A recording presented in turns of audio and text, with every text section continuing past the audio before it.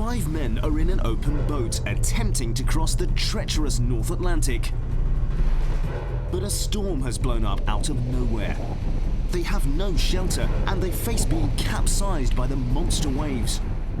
It's an ocean teeming with icebergs that are practically invisible in the fog. And to make matters worse, they're rapidly running out of fuel.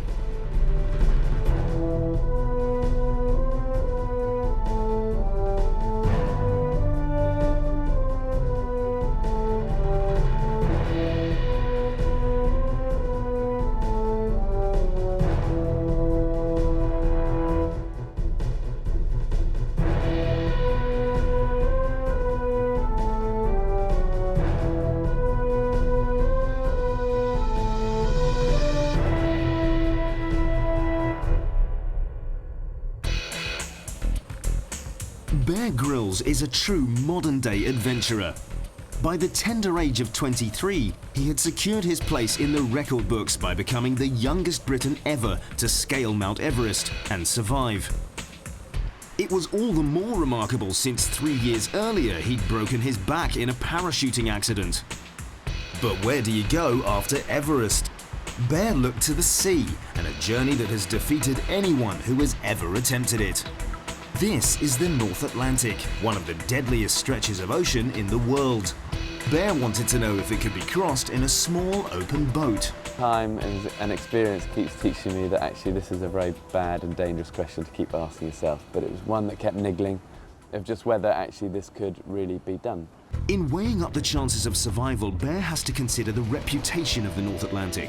Huge waves, dense fog, freezing winds and deadly icebergs. Even the hardiest of vessels are never safe in this unpredictable sea. In these waters, the ill-fated Titanic met its demise. But Bear and 4 others plan to cross it in a vessel little larger than a family car. Their RIB, or rigid inflatable boat, has been specially designed for the job. It has an aluminium hull that should be able to take a direct hit from an iceberg without cracking, custom-made Kevlar fuel bladders, a prototype tracking device, and a single engine coupled to a jet rather than a propeller. It is fast, but totally exposed to the elements. None of the crew has ever attempted such a difficult journey in such a small boat before. A surveyor, a marketing manager, a cameraman, and a marine engineer. Bear has chosen them above all for their courage and dedication, rather than their expertise. The main criteria for me in putting a team together was, if I'm honest, it was about picking people I knew and I trusted and I liked. He'll be leaving behind his wife, Shara, and their newborn son. When Bear first told me he was going to go on the expedition, I just thought, not again, I can't face you going away again. But then I realised, you know, it's his work and I have to just sort of face it and get on with it. Bear and his 4 crewmates, Andy, Nigel, Mick and Charlie, gather in Portsmouth on England's south coast to announce the expedition and show off their boat before it's shipped across to Canada.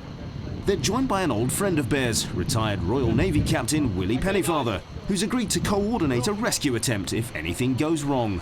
I thought it was certainly an expedition which deserved a lot of backing, and I was very enthusiastic. I thought that probably when he'd researched it quite a lot more, that he'd change his judgment as to whether it was a good idea or not. But he didn't. Finally, everything is set. On the morning of July the 31st, 2003, Bear and his 4 crewmates pull out of the harbour in Halifax, Nova Scotia. The expedition has begun.